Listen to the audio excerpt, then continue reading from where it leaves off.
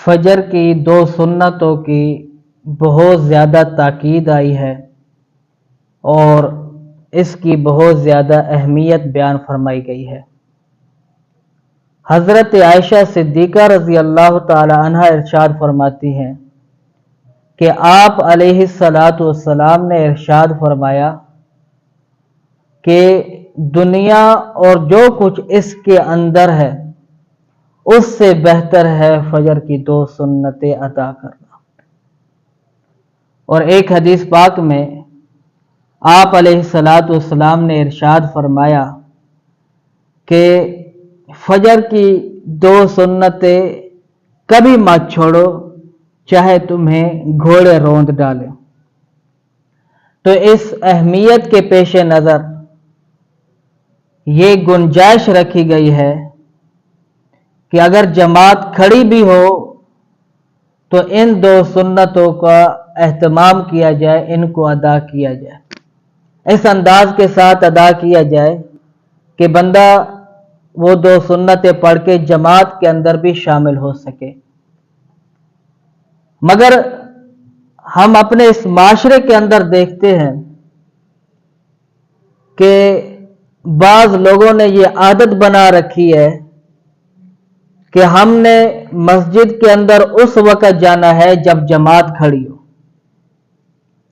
پھر یہ لوگ بھاگے بھاگے آتے ہیں، باتھ روم میں جاتے ہیں، پھر وضو کرتے ہیں بھاگے بھاگے، اور جماعت کھڑی ہوتی ہے اور اس وقت سنتیں ادا کرنے کی ان کی عادت بن چکی ہے۔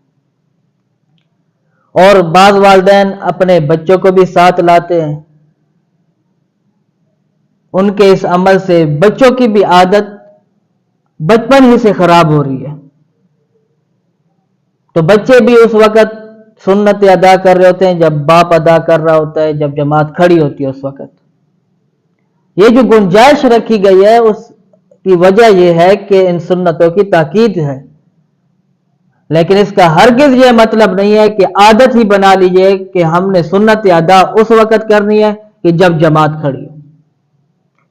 تو ہم نے اس اپنی روش اور طریقے کو چھوڑنا ہے۔ اور بعض اوقات ایسا بھی ہوتا ہے کہ محلے کے جو دیگر بچے نماز کے لیے فجر کے اندر آتے ہیں، وہ دیکھتے ہیں کہ بڑے جو عمر کے نمازی ہیں وہ اس وقت سنت ادا کرتے ہیں جب جماعت کھڑی ہوتی ہے۔ تو وہ بچے دوسرے محلے والے بھی وہ بھی اپنی یہ عادت بنا لیتے ہیں کہ اس وقت مسجد میں آتے ہیں جب جماعت کھڑی ہوتی ہے اور اس وقت سنت ادا کر رہے ہوتے ہیں۔ تو اس طرح دوسرے بچوں کی بھی اس طرح عادت خراب ہو رہی ہے۔ اللہ رب العزت نے صرف عمل نہیں مانگا بلکہ خوبصورت عمل مانگا ہے۔ ہم دنیا کے اعتبار سے اگر اپنے اندر غور کریں تو ہم ایک مکان تعمیر کروانا چاہتے ہیں تو اس کا ایک نقشہ تیار کرتے ہیں اور اس پر لاکھوں کروڑوں روپے خرچ کرتے ہیں، اور اسی طرح اس کا اچھا ڈیزائن سلیکٹ کرتے ہیں۔ اس طرح کپڑے جب ہم لیتے ہیں تو کپڑے کے اندر بھی اچھائی چاہتے ہیں کہ اچھی قسم کا کپڑا ہو اور اچھے قسم کی سلائی ہو، اچھے قسم کے بٹن لگے ہو۔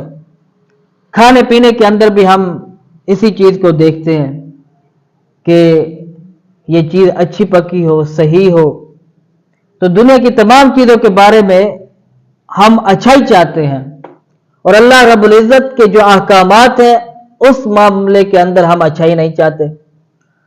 اب جس آدمی کی یہ عادت ہے کہ جب جماعت کھڑی ہو تو پھر مسجد کے اندر آنا ہے، تو اس کا آپ حال دیکھیں، وہ بھاگا بھاگا آئے گا، باتھ روم میں جائے گا، بھاگا بھاگا آئے گا، وضو کرے گا، بھاگا بھاگا آ کے سنتیں پڑھے گا اور بھاگے بھاگے جماعت کے اندر شریک ہو گیا۔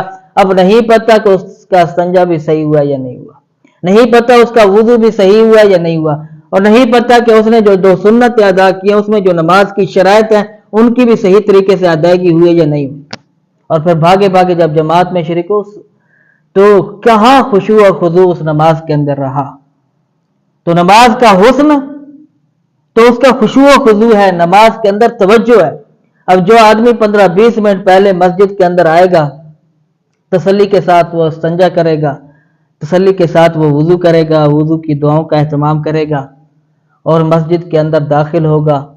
اب تسلی کے ساتھ جب وہ سنت ادا کرے گا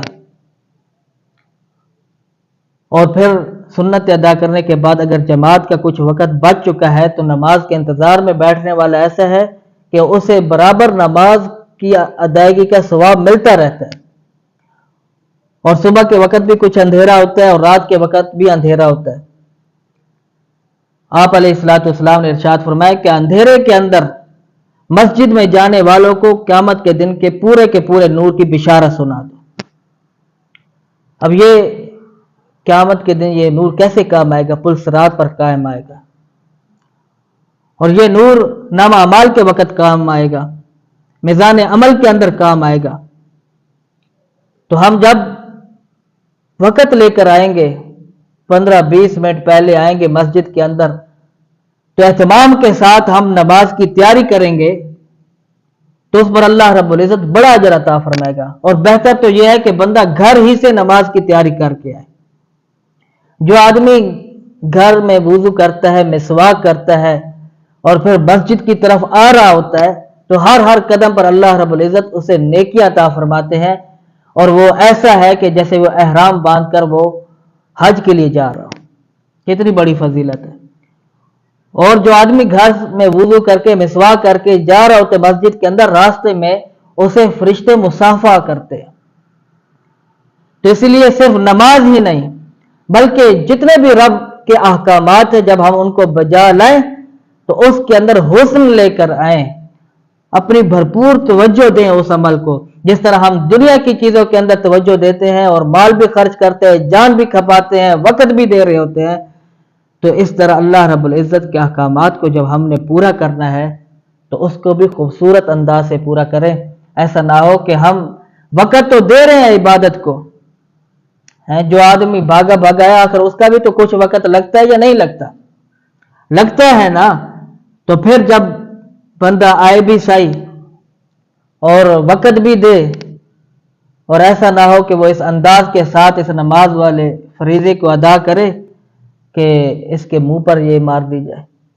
ایسی غفلت کے ساتھ اور ایسی جلد بازی کے ساتھ جو ہے ہم اس فریضے کو ادا نہ کریں بلکہ تسلی کے ساتھ ادا کریں۔